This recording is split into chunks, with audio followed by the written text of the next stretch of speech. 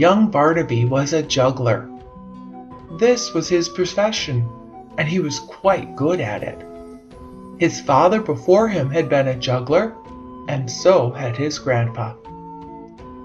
His father had taught him how to juggle and how to dance, how to tumble and how to sing. Barnaby had loved to watch his father performing in the streets of Paris, and there were times when they were very happy together. In those days, they had even traveled the land together, amusing people high and low. Sometimes they juggled in the marketplaces, and sometimes in local fairs. But their best days were when they performed for special feast days and weddings. Then people were most generous and showered copper and silver coins on their little worn rug. But when Barnaby was about 10 years old, something very sad happened. His father died. Now you can imagine how terrible that was to young Barnaby. But Barnaby was a brave little fellow, and life had to go on. And he now had to earn his own bread every day. He would continue to do as his father had taught him, wherever he was welcome.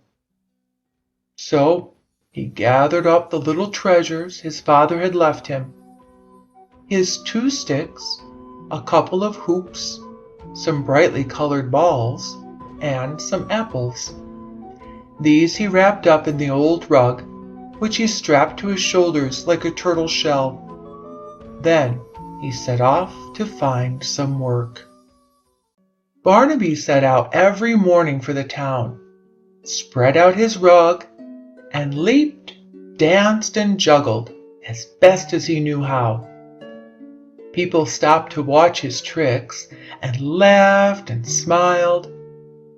Young as Barnaby was, he had been taught his trade very well indeed. Well, spring flowered into summer. Barnaby tramped all over the countryside to earn his daily bread.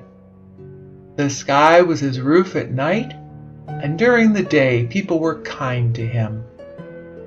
All went well, until winter began to creep in. The warm breezes turned into chilly blasts, and fewer people stopped to watch the little juggler on his mat. People hugged their warm cloaks and hurried past Barnaby without even a glance. His little purse of coins grew thinner and thinner until at last it was totally empty. One day, Barnaby sat shivering and lonely at the foot of a big oak tree, trying in vain to keep back his tears. Snowflakes fell all around him in silent piles, and the cold seemed to freeze even his thoughts. Just then he heard a muffled step, and, looking up, saw a monk looking down at him. "Where is your home, young boy?" he asked Barnaby kindly. Barnaby stared down at his frozen toes and shook his head miserably. "Would you like to come with me?" the monk asked him. "Come, you will be warm." So it happened that Barnaby found a new home. For the next few weeks he was kept warm and well fed in the abbey kitchen. Now Christmas was fast approaching. The monks were preparing gifts to present to the infant Jesus and his mother on Christmas Eve, and they were very busy. Brother John was composing a new chant as a gift, for which Brother Matthew was writing lyrics. Brother James was carving a gorgeous new manger, and Brother Juniper polished the altar candlesticks until they gleamed like the sun. Other monks were working on beautiful manuscripts, and still others painted lovely frescoes for the little abbey chapel, which enthroned a statue of Our Lady and the Christ child. Barnaby, watching the monks as they worked, grew increasingly sad. "Oh, how worthless I am!" he cried to himself. "What right have I to stay here in this abbey when I don't know how to do anything useful? I don't even know how to pray right." With these sad thoughts, he hung his head and cried. One day, while the monks were attending Mass in the Abbey church, Barnaby knelt in the chapel and stared up at the statue. "Oh, sweet Virgin," he sighed, "how can I serve you as do the others?"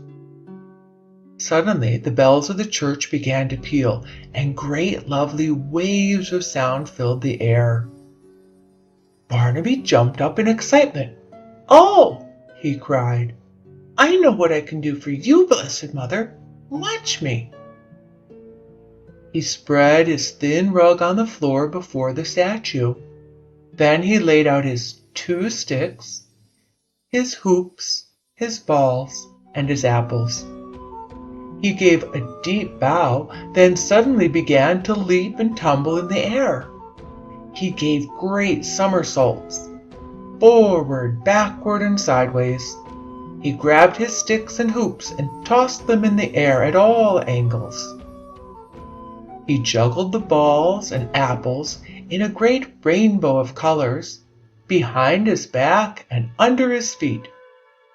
He dropped to his hands and lifted his feet in the air, then leaped and somersaulted happily again. At last, half an hour and many tumbles later, the little juggler collapsed in a heap at the feet of the statue. "Oh, sweet lady, I have given you my best performance. I don't know how to do the things the monks do, but I shall come here every day while they're at prayer, and I'll juggle for you and your son." Many days passed, and Barnaby spent many an hour tumbling and somersaulting for the mother and child. Of course, after a while, the brothers began to wonder what he was doing so secretly while they prayed. When Christmas was but 2 days away, Brother James decided to discover what it was that Barnaby did in the chapel by himself. He quietly followed the boy and peeked through a crack in the door. He was amazed at what he saw. There was Barnaby, grinning from ear to ear, juggling merrily before the statue. "Why, this is scandalous!" exclaimed the monk to himself. "While we're tending to our souls, this little fool is capering about like a little goat in the chapel. I must inform the abbot." And he did. The abbot, however, was a good and wise man, and never made ill judgments of people without proof or reason. "Now, now," he said to Brother James, "do not act hastily. Let me see the boy for myself. Next time he begins his juggling, call me without telling anyone else." The next night was Christmas Eve. All the monks presented their gifts to the Blessed Mother and the infant Jesus, and Barnaby thought he had never seen such a beautiful array of works. "Oh, sweet mother," he sighed, "how I wish I had something as exquisite to offer you." When the ceremony was over, and the monks had all returned to their cells, Barnaby stole softly back to the chapel. He thought himself alone, but there were 2 sets of eyes following his every move from behind the confessional in the dark side of the chapel. Barnaby laid out his rug and bowed low before the statue. The abbot and Brother James stared as he tumbled merrily from step to step, standing first on his hands, then on one foot, then on the other. He danced and juggled as he had never before done in his life, for this night was the birthday of the Christ child, and he wanted to do his best for his infant God. It was a lovely and lively performance, and at last he dropped to the ground, exhausted and gasping. Suddenly, the abbot's and the monk's eyes almost popped from their sockets.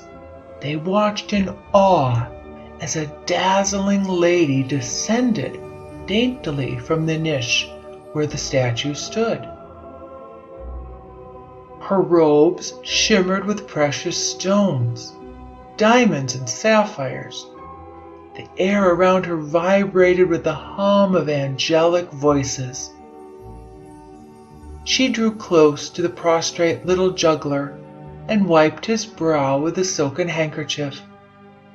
She blew softly on his hot little face, then bent down and kissed it gently. Before anyone could stir a hair, she returned to the niche above the steps. On Christmas Day, the Father Abbot called for the little juggler. Barnaby went to him, trembling, thinking, "Surely he has found me out and is going to send me away for tumbling in the chapel."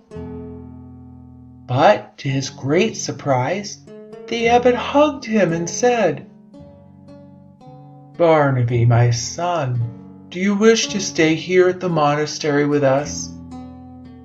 "Oh, yes, sir," answered the little boy, all aglow. "Then we want you to stay also.